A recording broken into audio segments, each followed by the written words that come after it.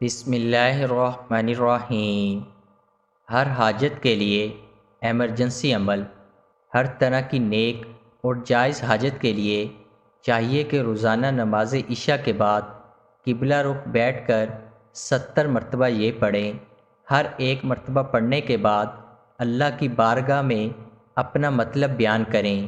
اسی طرح 70 مرتبہ کی تعداد پوری کریں۔ اول و آخر درود پاک ضرور پڑھیں۔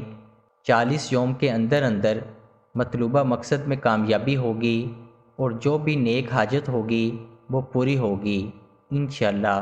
وظیفہ یہ ہے: یا حیو یا قیوم بحق لا الہ الا انت سبحانک انی کنت من الظالمین۔